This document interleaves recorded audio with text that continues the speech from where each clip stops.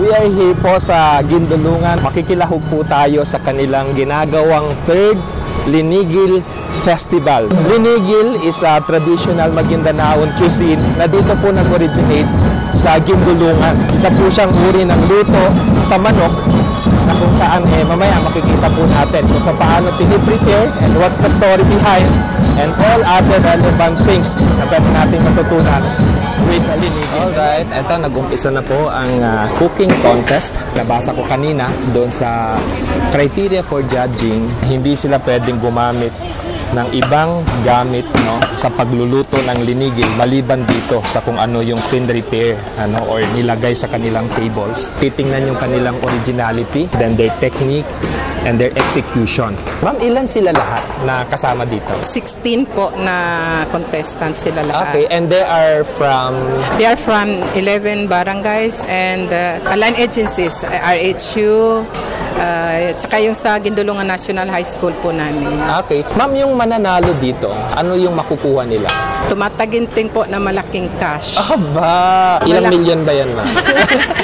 So, ang linigil, no, hindi siya pwedeng maging authentic unless you are using native chicken.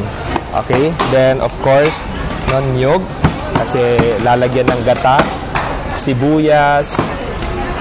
Eto, ma'am, ano siya? Palapa. Oo. Oo. Then, asin, of course, no? Yan, tanglad. Oo, sibuyas, dahon, or lansuna. Eto, kalamansi, luya, and ano to? Kalawag. Okay. Yan. So, pare-pareho po yan sila, no? Kung ano yung nakita nyong ingredients dito sa table na to, ganun din po yung makikita natin sa iba't ibang tables. So, first, no, nakikita natin ngayon, piniprepare muna nila yung karne.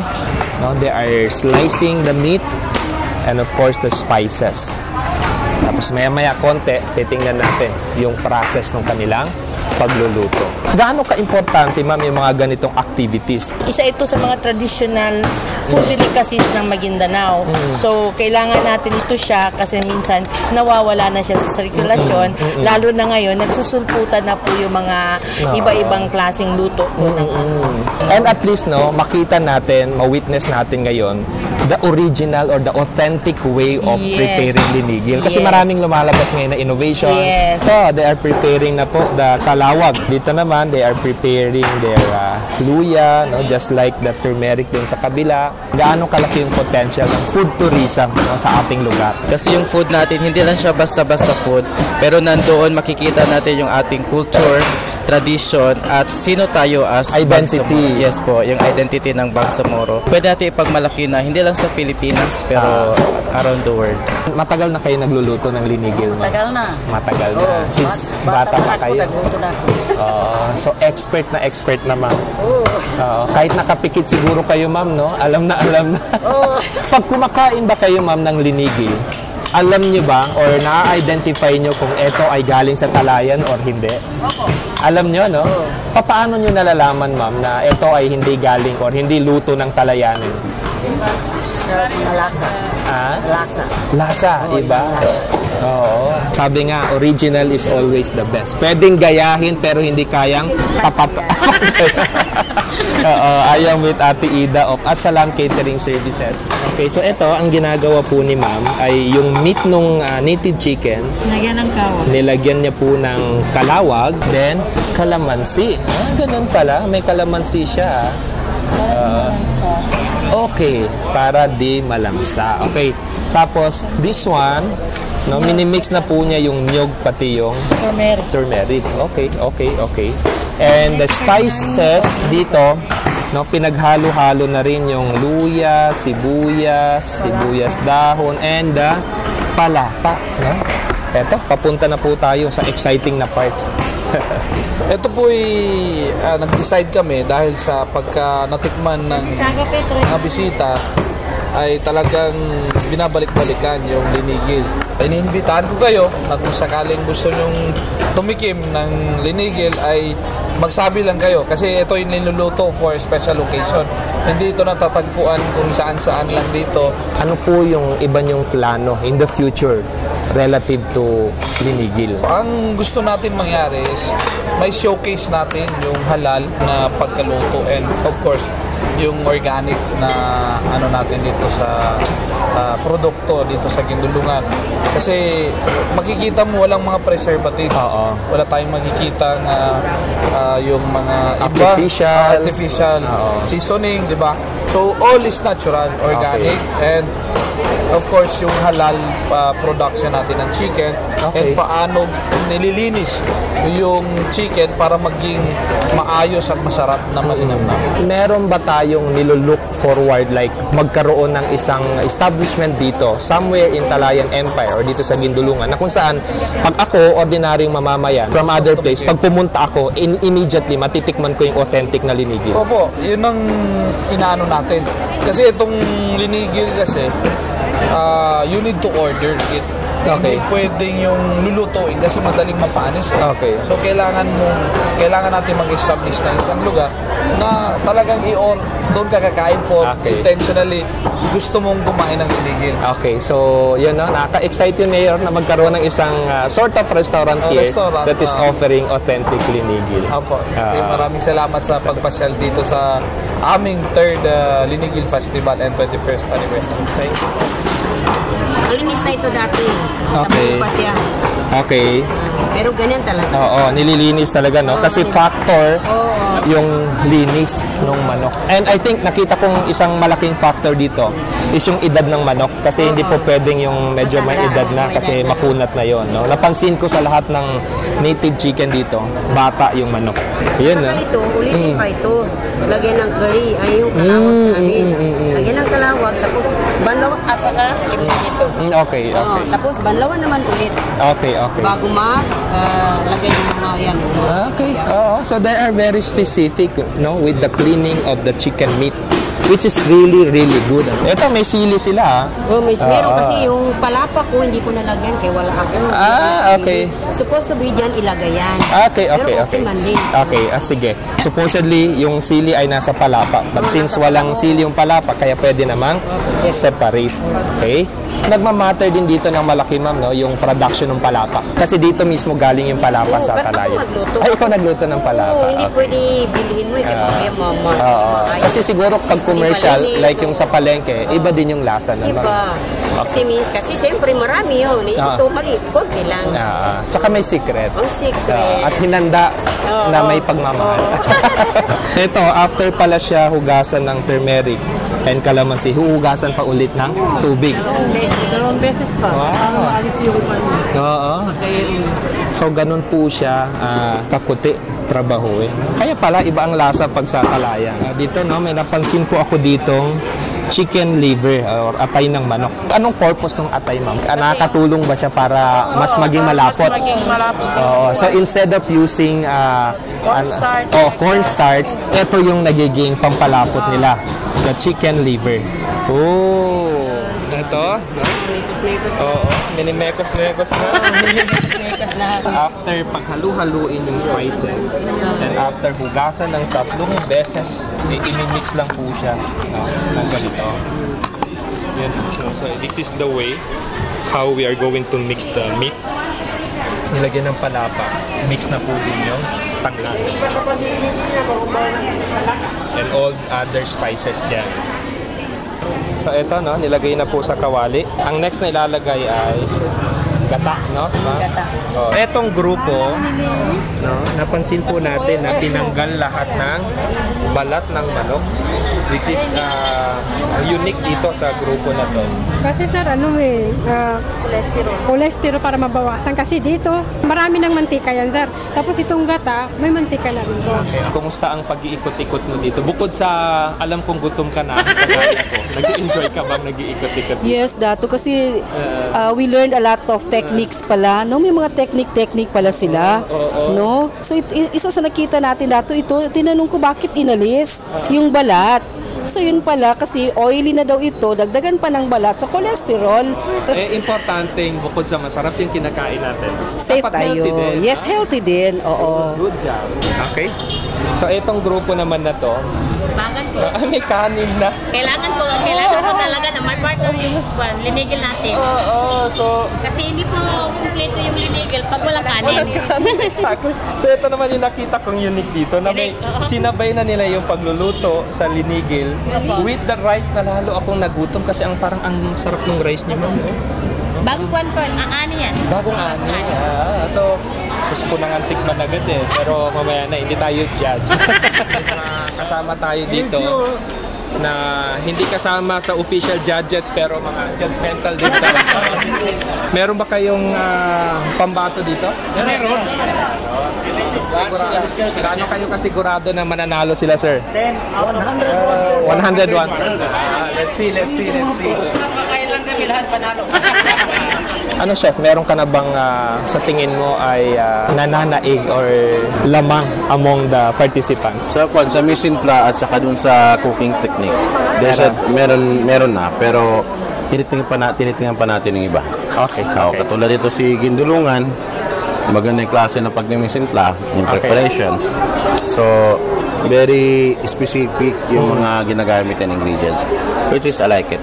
Pero lahat magaling siya. Lahat nila magaling talaga. Wow, sige. Gutom ka na, chef? Mamaya pa yan. Ready na. Grabe ang itsuro. Nakakatakam, no? Ito, before ilagay sa, dito sa stove, hinalo na yung gata, Oo, kasi yung ibang grupo, ma'am, nilagay muna sa kawali bago lagyan ng gata. Oo, so kanya-kanyang technique talaga, So, let's see kung sino yung mananaig, among them. Oo, iba-iba pala talaga. Sila ba inorina niya, basta bagantisa na ba na? Bayanatan ba? Manata ba na? Tapon siya makatino, okay da.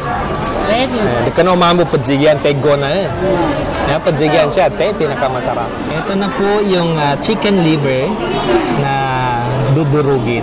Yan. Na may gata, no? Gata. Oo, and it will serve as pampalako. Oh. Pero hindi pa po ito nalalagay sa kawali, so parang na-marinade lang siya with the gata. Wow. Ayun, nilagay na po yung dinurog na atay with gata dito sa kanilang mixture. Ayun, Oo. And next is lagay na dito. Okay. Mayor, sa tingin mo, meron na bang mga nananaig dito sa participants natin?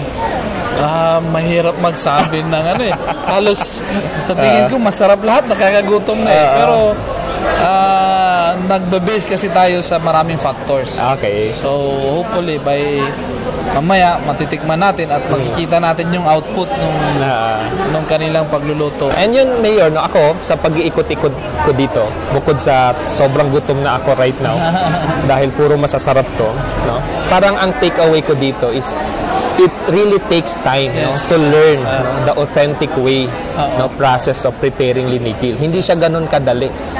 I thought ganun lang parang if you have the ingredients, mimix mo lang ng diretso, then that's it.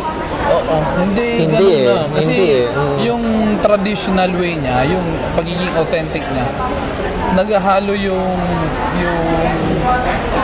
paano mo siya prepare and yung traditional way ng pagluluto natin. Kasi tignan mo, nakikita mo, sabi mo, ganun lang kasimple. I-mix mo or ano. Pero marami silang secret and pamamaraan paano nila makuha yung gusto nilang achieve na lasa. And inshallah, we are looking forward, Mayor, na malayo pa ang marating ng linigil natin. Sabi ko nga kay Chef, we will make it available in market. May sample ito katulad ng alabar sauce, di ba? Sa Zamboanga yun Yung alabar sauce, crab meat, di ba? May mga seafoods, yun. So, isipin natin na a day or two, mapapanis na yun. Eh, ganito yun eh, linigil. Siguro a day or two na napapanis na rin to. Pero, pagka nagawa natin ng paraan, yung sabi ko kay chef na gagawa natin ng paraan na ma-innovate natin na magiging available sa market. Na pwedeng magtagal. Pwedeng magtagal. At pwedeng i-export. Oo, pwedeng i-export na. Pag sinabi mong gusto ko ng linigil, ay pwede mong bilhin anytime, iinitin mo lang. Exactly. Itong grupo nila, ma'am, ang kapansin-pansin dito ay hindi malalim yung kanilang gata, which is, sabi nila, isa ito sa mga strategy na kukonti lang yung gata para dry lang siya. Kasi maliban dun sa meat, itong mga nilagay na spices, lahat niyan ay pwedeng ulamin, nakakain. Tapos hindi siya masyadong hinahalo para hindi maglasang, ano yung term niya? Gagawi. Gagawi is sandok, ito, kaluda. So hindi siya masyadong minimix kasi actually minix na siya doon pa lang. So dito, paglagay, pakukuluan na lang. Yan. Masarap ang linigil. Pag suman. Na suman. Ito, so ganun pala. Ang linigil, walang sabaw ng Okay, so mas masarap daw pag yan ang partner. Masubukan nga yan, masubukan nga yan.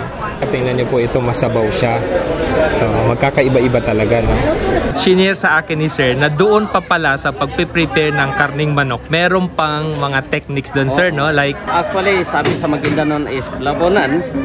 Kailangan may timing din yan. Kasi kung maluto masyado, mag-iba yung meat ng manok. Pero normally, na kailangan katamtaman pagkaluto ng manok. Okay. Kasi kung hindi naman maluto siya, ay magbaho yung manok. Linabuanan, tiga kita, Maguindanon. Tapos overnight siyang ihahang, di ba? Kung madamihan yung manok, kailangan yun siya nakahang yun siya overnight kasi para hindi rin magbaho at saka tigyan na sa Maguindanon na makaigisin to lana ni nanto.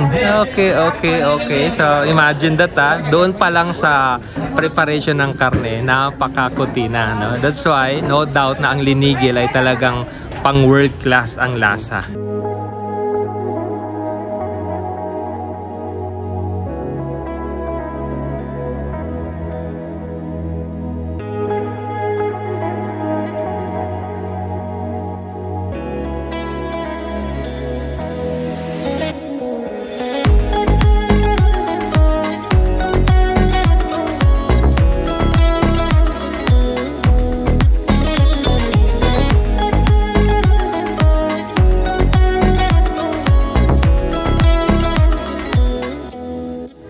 So eto, I am with my boss, Arsad.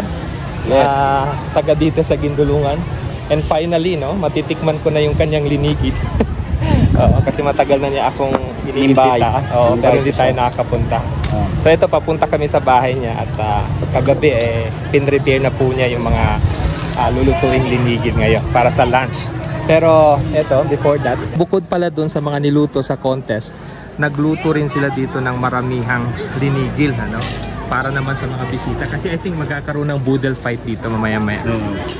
Wow. Hey. Okay. So it's my first time to taste authentic linigil here sa Gindulungan. So ito po siya, Yeah. Okay, let's do the first bite. Bismillah.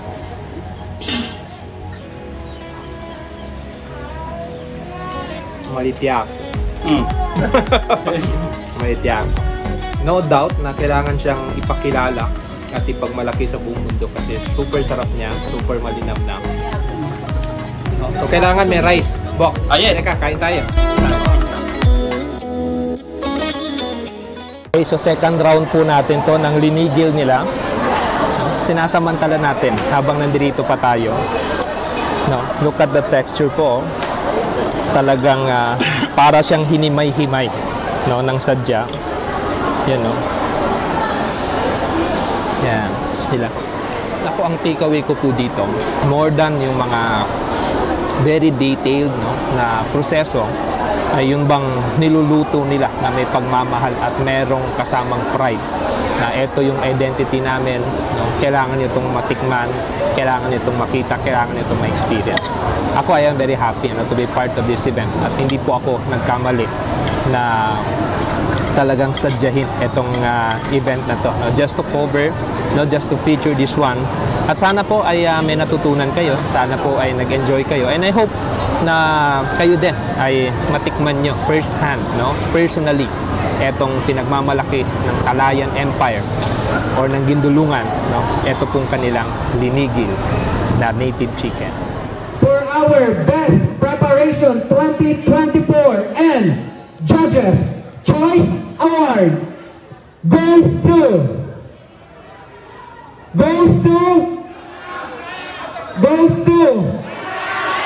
hindi ko marinig, goes to